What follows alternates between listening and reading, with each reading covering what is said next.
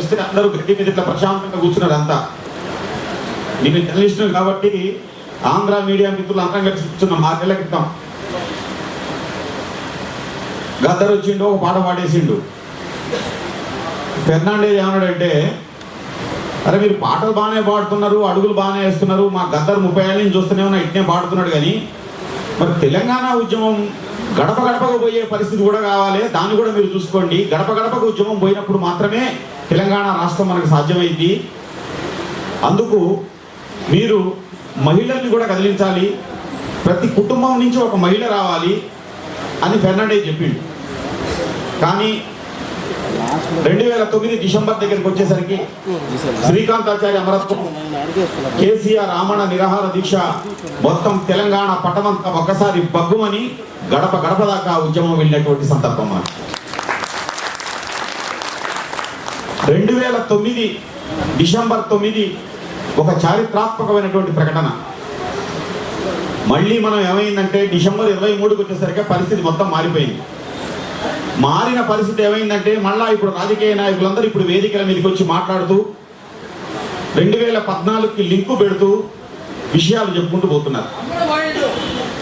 మనం అడిగేది ఏంటంటే, మీరు ఏ పార్టీ అయినా కానివ్వండి, మీ అధిష్టానాలు ఏవైనా కానివ్వండి, తెలంగాణ రాష్ట్రానికి మీ పార్టీ లేకుంటే కేంద్ర ప్రభుత్వం ఎప్పుడు పచ్చ జెండా ఊపుద్దు అన్న విషయం మాత్రమే మాకు స్పష్టంగా చెప్పడం అన్న విషయాన్ని అడుగుతున్నామా. మనకు కావాల్సింది ఒకటే, తెలంగాణ రాష్ట్రం, అందుకు సంబంధించినటువంటి గ్రీన్ సిగ్నల్ ఇవ్వడం. అయితే ఈ ఉద్యమంలో ఏమైపోయిందంటే చాలా రకాల భిన్నమైనటువంటి అంశాలు మన తెలంగాణలో చర్చ జరుగుతున్నాయి. అది ఎక్కడి దాకా వచ్చిందంటే ఆ చర్చ చివరికి ప్రజా సంఘాలకు సంబంధించినటువంటి వాళ్ళు, ప్రజా సంఘాల జేఏసీ చైర్మన్ పైన, స్వామి గౌడ్ గారి పైన, రాజకీయ పార్టీల పైన, అందరిపైన విమర్శలు వచ్చే పరిస్థితి, విమర్శలు చేసే పరిస్థితి కూడా ఒకటి ఈరోజు ఉద్యమం ముందుకు వచ్చింది. మనం ఇక్కడికి వచ్చో జాగ్రత్తగా ఆలోచించాలి. ఉద్యమం ఏ దశకు వచ్చింది? కోదండరామ్ సార్ ఉన్నప్పుడు అన్ని పార్టీల వాళ్ళు వచ్చి జేఏసీలో ఉన్నారు. వాళ్ళందరూ ఇప్పుడు ఒక్కొక్కరు ఒక్కొక్క రకమైనటువంటి జెండాలు, వాళ్ళ యొక్క రంగుల జెండాలు కప్పుకొని వాళ్ళు ఒక్కొక్క రకంగా మాట్లాడుతున్నారు. దీనికి కారకులు ఎవరు, దీనికి కారణం ఎవరు, అది మనం సీరియస్గా పరిశీలించాలి. అది వాళ్ళు కాంగ్రెస్ పార్టీ వాళ్ళు కావచ్చు, వాళ్ళు తెలుగుదేశం పార్టీ వాళ్ళు కావచ్చు, వాళ్ళు ఇంకెవరైనా కావచ్చు. కానీ ఈరోజు ఉద్యమానికి సంబంధించి వచ్చినటువంటి ఒక సీరియస్ సందర్భాన్ని కూడా మనం అవగతం చేసుకోవాలి. పాటలు మంచిదే, పాడుకోవటం మంచిదే, పాటల నుంచి ఆటలు ఆడటం మంచిదే, ఆటల నుంచి మనం ఆవేశం పొందడం కూడా మంచిదే. దాంతో పాటుగా ఒక ఆలోచన పరిజ్ఞానాన్ని కూడా మనకు కావాలన్న విషయం ప్రొఫెసర్ జయశంకర్కి పూలమాల వేసినప్పుడు మనం తెలుసుకోవాల్సిన విషయం. ఇప్పుడు ఏం చేయాలన్నటువంటి అంశం వచ్చినప్పుడు దీనికి సంబంధించినటువంటి ఒక మేధో మథనం కూడా ఈరోజు జరగాలి. పోరాటం అంటారు, ఉద్యమం అంటారు. ఉద్యమంకి, పోరాటానికి, ప్రజా సంఘాలకు ఉండే పరిధికి చాలా తేడా ఉంది. మన వాళ్ళు అన్నింటినీ ఒకే ఘటన కట్టేస్తున్నారు. చంపుదామంటే ఈ చంపుదామంటారు, చచ్చిపోతున్నారు తప్ప ఇంతవరకు ఎవరిని తప్పలేదు తెలంగాణ వాళ్ళు, తెలుసా? ఉద్యమంలో చచ్చిపోతున్నారు. 600 ఒక ఆయన అంటాడు, 700 ఒక ఆయన అంటారు, 800 దాటిందని ఇప్పుడు అంటున్నారు, 850 కూడా దాటిందని చెప్పేసి అంటున్నారు. ఆత్మ బలిదానాలు జరుగుతున్నాయి తప్ప, ఆత్మాహుతులు జరుగుతున్నాయి తప్ప ఎవరిని కొట్టింది లేదు. కానీ మన పాటల్లో మాత్రం వాడెవ్వడు, వీడెవ్వడు, తెలంగాణ కడ్డెవ్వడు, తెలంగాణ కడ్డు వస్తే అంటే అడ్డంగా నరికేస్తాం అంటారు.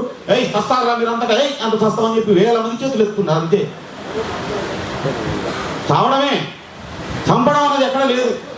చంపమని కూడా మనం ఎక్కడ చెప్పట్లేదు. చావడం కూడా పరిష్కారం కాదు. కాబట్టి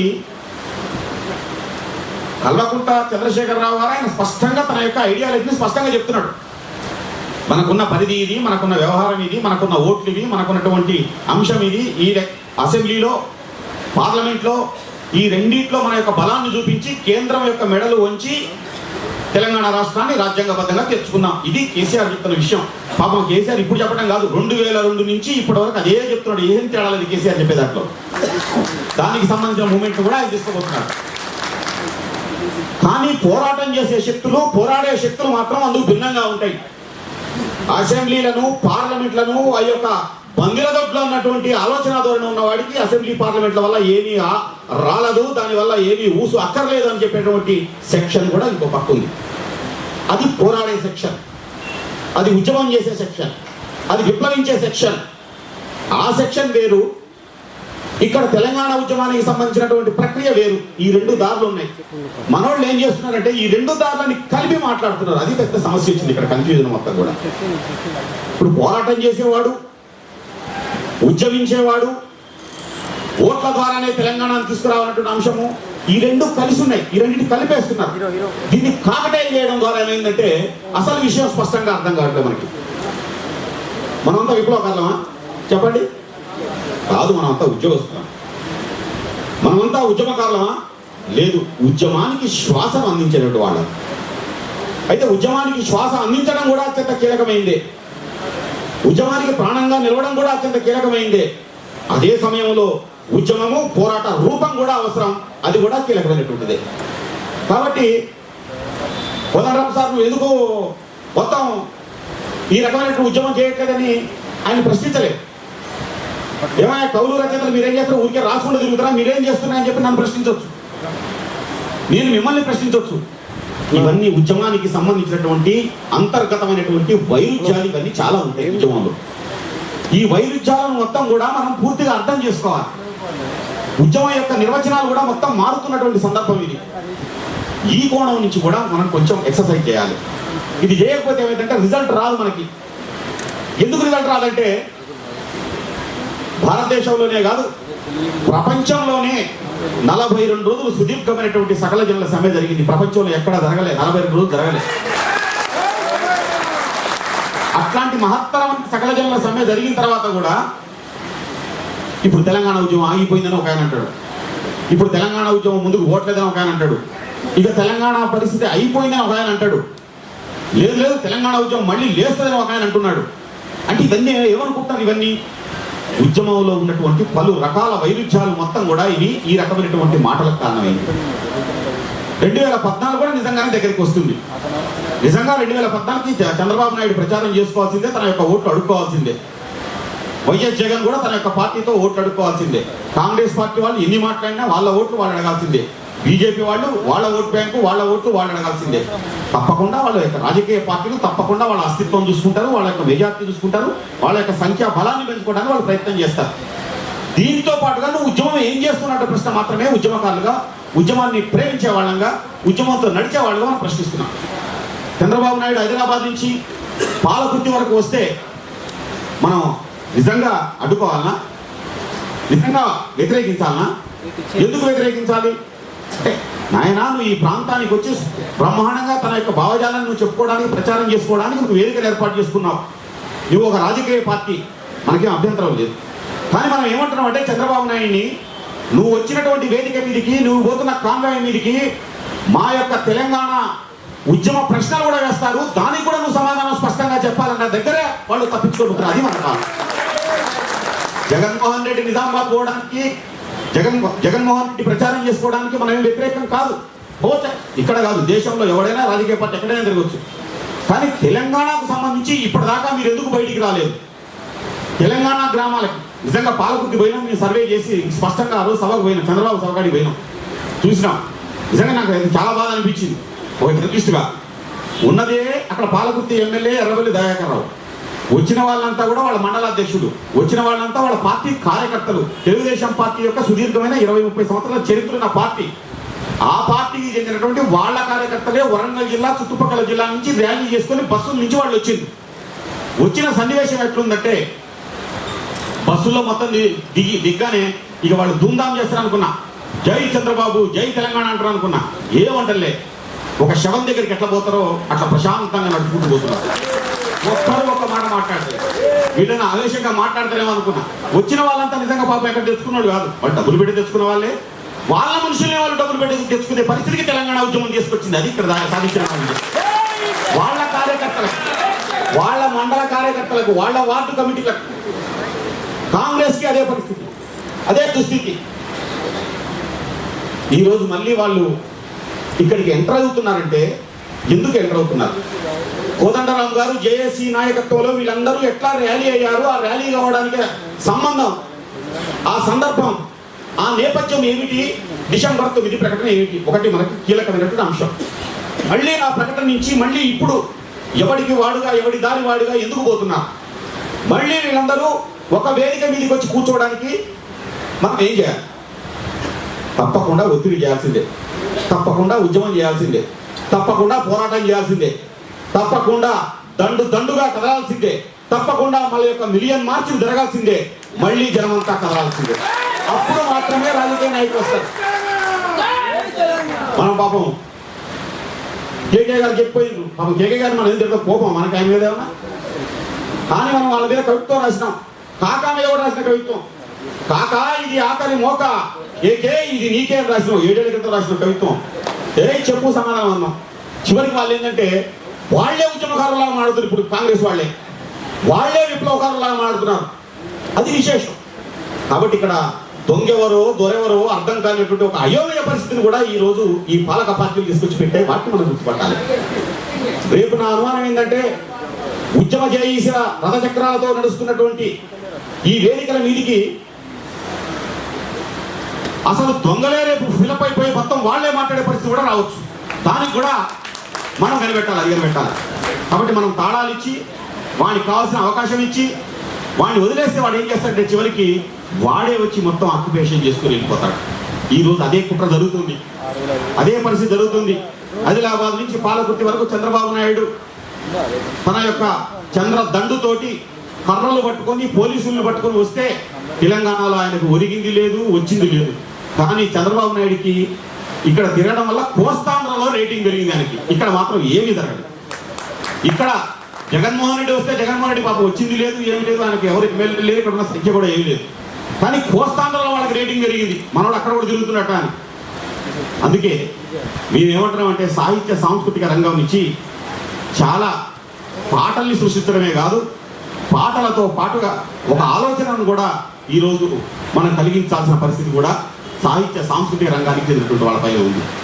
అందుకే కాంగ్రెస్ వాళ్ళు తిట్టమంటే ప్రతి ఒక్కరు తిరుగుతున్నారు. ఎందుకు తిరుగుతున్నారా అంటే ఎందుకో కూడా అర్థం లేదు.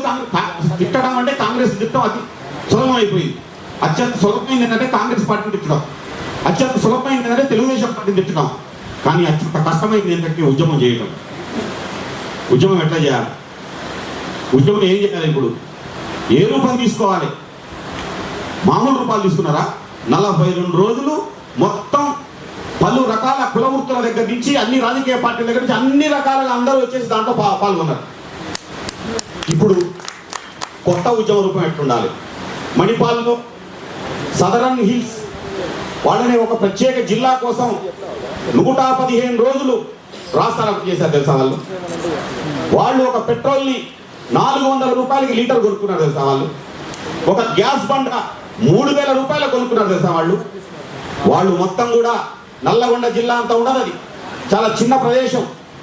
అక్కడ వాళ్ళు రాస్తారోకోలు చేసి మాకు ప్రత్యేకమైనటువంటి జిల్లా కావాలని పోరాడుతుంటే చివరికి ఏమైపోయిందంటే కేంద్ర ప్రభుత్వం ఏమి మాట్లాడలేదు, కానీ సుప్రీంకోర్టు డైరెక్షన్ ఇచ్చింది వాళ్ళకి ప్రత్యేకమైన జిల్లా ఇవ్వమని చెప్పేసి. పోరాటం చేయడం అంటే చాలా కష్టమైనటువంటి విషయం, చాలా కఠినమైనటువంటి విషయం. సుందరయ్య విజ్ఞాన కేంద్రాల్లో బ్రహ్మాండంగా మనం జేఏసీ సభలు జరుపుతూ ఉన్నాం. కానీ మళ్ళీ ఒక పట్టాల మీదకి వచ్చి నిలబడటం అంటే చాలా కష్టమైనటువంటి విషయం. నిజంగా తెలంగాణ ప్రజలు చాలా ఓపికస్తులు. ఇక్కడ ఉద్యోగులు చాలా ఉన్నతమైనటువంటి భావజాలం గల వాళ్ళు. అసలు ఉద్యోగులకు ప్రజా పోరాటాలకు సంబంధం ఏంటి? అసలు తెలంగాణ రాష్ట్రం వస్తే ఈ రైల్వేలో ఇంక్రిమెంట్ అన్న మీకు పెరుగుతాయి, కొత్తగా ఏమీ పెరగవు. ఇక్కడ ఉద్యోగాల్లో మీకు ప్రమోషన్లు వస్తాయా? ప్రమోషన్లు రావు. అయినా వాళ్ళంతా వచ్చి రోడ్డు మీదకి వచ్చి జై తెలంగాణ అంటున్నట్టే చాలా ఆశ్చర్యకరమైన విషయం. చాలా అసలు మీ రైల్వే శాఖే కాదు, శ్రీనివాస్ గౌడ్ అనే తెలుసు, రాష్ట్ర ప్రభుత్వానికి సంబంధించిన కొన్ని శాఖల్లో ఒక రోజు సెలవు పెడితే కూడా ఆ ఉద్యోగికి ఎంత లాసో నాకు తెలుసు. అన్ని డబ్బులు వస్తాయి. కొన్ని శాఖల్లో విపరీతమైన డబ్బులు వచ్చే శాఖలు ఉన్నాయి. వాళ్ళు వచ్చి 42 రోజులు జై తెలంగాణ జై తెలంగాణ అంటున్నారు. ఇది ఒక అపూర్వమైనటువంటి సందర్భం. ప్రజలతోటి ఉద్యోగులు బాధ్యతాయుతంగా కలిసి నడవమని, కలిసి ఉండాలని చెప్తే ఎవడు విన్నాడా? ఆర్టీసీ వాళ్ళు బస్ ఎక్కుతుంటే తిలనుందా తిలని ఏం మాట్లాడుతున్నావు అంటే, అరే అన్న ఇస్తా అంటే ఏమి ఇస్తారా నువ్వు ఈ తిలర్ అని చెప్పేసి కండక్టర్ మాట్లాడేవాడు. డ్రైవర్ బస్ ఆపంటే ఇక్కడ ఆపని పోనేవాడు. వాడు ఇప్పుడు డ్రైవర్ స్టీరింగ్ వదిలిపెట్టి జై తెలంగాణ అంటున్నాడు. కండక్టర్ ఎవరికైనా ఇచ్చి జై తెలంగాణ అంటున్నాడు. అన్న ఈరోజు టికెట్ తీసుకోవద్దే మీరు, ఈరోజు మన జై తెలంగాణ అని కండక్టర్ చెప్తున్నాడు. అంటే ఉద్యమం ఏ దశ చూడండి. అంటే ఉద్యమం చాలా వరకు ఒక తెలంగాణ రాష్ట్రం ఒకటే కాదు, ఇక్కడ మనందరినీ కూడా ఒక పరిపూర్ణమైనటువంటి వ్యక్తులుగా తయారు చేయడానికి కూడా ఈ యొక్క సాంస్కృతిక ఉద్యమంగా తెలంగాణ ఉద్యమం తయారైంది. తెలంగాణ ఉద్యమం ఒక రాష్ట్రం కోసం జరుగుతున్న ఉద్యమం మాత్రమే కాదు, ఒక కులం లేని ఆధిపత్య భావజాలం లేనటువంటి తెలంగాణను నిర్మించుకోవడం కూడా ఈరోజు మనకు కావాలి. తెలంగాణ రాష్ట్రం అంటే ఇది ఒక సాంస్కృతికమైనటువంటి ఉద్యమం. అందుకే మీరు సాంస్కృతిక రంగం నుంచి ఇంకా మాట్లాడే వాళ్ళు చాలా మంది ఉన్నారు కాబట్టి నేను కూడా ముగిస్తా. గంట అయిందా? Okay Srinivas Gowda sorry. ఒకటే, మన నాయకుల్ని కొనేయొచ్చు, వాళ్ళు ఏమీ బాధపడాల్సిన అవసరం లేదు. ఈరోజు పాలక పార్టీలో ఉన్న వాళ్ళందరినీ కూడా కేంద్ర ప్రభుత్వం కొనవచ్చు, బాధ లేదు. కేంద్రం కూడా రేపు తప్పకుండా తెలంగాణ రాష్ట్రం ఇవ్వమని కూడా వాడు చెప్పొచ్చు, అయినా మనం బాధపడాల్సిన అవసరం లేదు. కానీ ఇక్కడ మొత్తం కూడా తెలంగాణ ఉద్యమం నామరూపాలు లేకుండా పోతుందన్న విషయాన్ని 2014 కల్లా సృష్టించాలని ఈరోజు కాంగ్రెస్ పార్టీ తెలుగుదేశం పార్టీ చేసిన పని అది. ఆ పని ఈరోజు వాళ్ళు చేస్తున్నారు. ఈ పని చేస్తున్నటువంటి సందర్భంలో ఇప్పుడు కళాకారులు పాడినటువంటి పాటలు చూస్తే మేము ఏమంటున్నాం అంటే, అరే మీరు మా నాయకుల్ని కొనొచ్చు, మా సంఘాలని కొనొచ్చు, నువ్వు బలవంతంగా పోలీసులతో 2014 ఓట్లు వేయించుకొని తెలంగాణ లేదని చెప్పొచ్చు, కానీ మా కళాకారులు పాడుతున్నటువంటి పాటను ఎక్కడ చంపుతావురా నువ్వు, అది నేను అడుగుతున్నా. ఇంతమంది ఇట్లా చప్పట్లు కొడుతున్న ఈ 2 చేతుల చప్పట్లనే శబ్దాన్ని నువ్వు ఎట్లా ఆపగలుగుతావు? ఈరోజు తెలియకుండా మనలో ప్రవేశించినటువంటి గ్యాంగోడు గరీబోడు కలిసి చేస్తున్నటువంటి ఈ ఉద్యమాన్ని ఎట్లా చీల్చగలవన్నటువంటి విషయాన్ని ఈరోజు మనం స్పష్టంగా మనం అడుగుతున్నాం. అందుకే మనందరం తెలంగాణ రాష్ట్రం అన్నది అందరం ఒక దగ్గర కూడినాం, ఇది చాలా గొప్ప విషయం. ఇప్పుడు మీ కూడిన మిమ్మల్ని అందరినీ కూడా 3 ముక్కలు ఎట్లా చేయాలన్న విషయమే ఈరోజు పాలక వర్గాలు చూస్తాయి. మీ దాంట్లో నుంచి కూడా ఇంకెవరిని 2 ముగ్గురిని చూసి మీరు కూడా ఇంకో రైల్వే జేఏసీ పెట్టండి అని కూడా ఇంకోళ్ళకి హెచ్చరికలు చేస్తాయి. మీరు కూడా ఇంకో రైల్వే జేఏసీ ఎందుకు పెట్టకూడదు అంటారు. కోదండరావు గారు ఆ నాయకత్వంలో ఏంది, ఇంకో నాయకత్వం మనకుందని చెప్పేవాడు కూడా ఇంకోటి వస్తాడు. మన మధ్యలో చీలికలు చేసే ప్రయత్నం చేస్తారు. ఐక్యంగా ఉన్న వాళ్ళందరినీ ముక్కలు ముక్కలు చేయడానికి ప్రయత్నం చేస్తారు. మీ నాయకులందరినీ కూడా కావలసినటువంటి రకరకాల మాయమంత్రాలు చేయడానికి ప్రయత్నం చేస్తారు. ఇట్లాంటి సందర్భంలోనే మనం అందరం కూడా ఐక్యంగా ఉండాలి. అందుకే జై తెలంగాణ అని పిడికిలి బిగించడం సులభం, కానీ ఈ పిడికిల్ని ఇట్లాగే రాష్ట్రం వచ్చేదాకా కొనసాగించడం చాలా కష్టమైనటువంటి అంశం. దాన్ని దృష్టిలో పెట్టుకొని పోరాట శక్తి మనలో లేకపోతే, ఉద్యమ శక్తి మనలో లేకపోతే, ఆ ఉద్యమ జీల్ మనలో ప్రవహించకపోతే పొద్దుటికెళ్ళ విజ్ఞాన కేంద్రం నుంచి బయటికి పోగానే మన మామూలు మనుషులం అయిపోయి సదా సేవలో ఉద్యోగం అని చెప్పేసి వస్తాం. కాబట్టి మీరు వచ్చేటువంటి మిమ్మల్ని మాత్రం చాలా గొప్పగా అభినందించాలి. ఉద్యోగులకు అక్కర్లేకుండా వస్తున్నటువంటి వాళ్ళు, ప్రజల కోసం వస్తున్న వాళ్ళు, మీరంతా తెలంగాణలో గోసిగుడ్డల అమల కోసం అయ్యల కోసం వస్తున్నటువంటి వాళ్ళు, తెలంగాణలో భూ సంస్కరణ అమలు కోసం వస్తున్నటువంటి వాళ్ళు, తెలంగాణలో అట్టడుగు వర్గాలకు చెందిన దళిత బహుజన మైనార్టీ వర్గాల యొక్క చైతన్యం రగిలించడం కోసం వస్తున్నటువంటి వాళ్ళు, ఇన్ని కోణాల నుంచి వస్తున్న మీకు ప్రత్యేకంగా అభినందన తెలియజేస్తూ, తెలంగాణ రాష్ట్ర సాధన వచ్చేంత వరకు కూడా ఇట్లాగే ఉందా. ఇచ్చిన డైరీలన్నిటిలో కూడా మీరు అందంగా ఉంది డైరీ, ఈ డైరీలో మొత్తం కూడా తెలంగాణ ఉద్యమానికి సంబంధించిన అంశాలు మొత్తం రాసి ఇక్కడ తీసుకొచ్చి ఇక్కడ పెట్టారు. వచ్చే సంవత్సరానికి మళ్ళా ఎవడెవడు ఏం చేశాడు ఈ ఉద్యమంలో, ఎవడెవడు దోహదకారులు, ఎవడెవడు ద్రోహదకారులు అన్న విషయాన్ని కూడా స్పష్టంగా చెప్పాలి. అందరూ డైరీ పట్టుకొని పోతున్నారు, ఎందుకు క్యాలెండర్ చూసుకోవడానికి, డేటు చూసుకోవడానికి, అపాయింట్మెంట్ల కోసం కాదు. ఈ ఉద్యమం సంబంధించిన ఇంట్లో నీ భార్య ప్రశ్న వేస్తుంది, ఏం చేసావు నువ్వు సుందర విద్యా కేంద్రానికి పోయి వచ్చావు, ఏం చేసావు నువ్వు చెప్పు ఉద్యమం గురించి అంటే, ఈ రోజు నా భార్య అడిగిన ప్రశ్న దీంట్లో రాసుకో. నీ కొడుకు అడుగుతాడు, మొన్న మీరు జై జై అని ఎగిరితారు కదా, మరి ఇంట్లో పోయి మంచిగా ఉద్యోగం చేసుకుంటున్నావు అని నీ బిడ్డ అడుగుతుంది, అది రాయి దీంట్లో సమాధానం. కేకే మొన్న మాట్లాడిండు, మళ్ళా కేకే 2014 ఏం మాట్లాడతాడు అది దీంట్లో రికార్డ్ చేసి పెట్టండి, అది రాయాలి. అందుకు డైరీ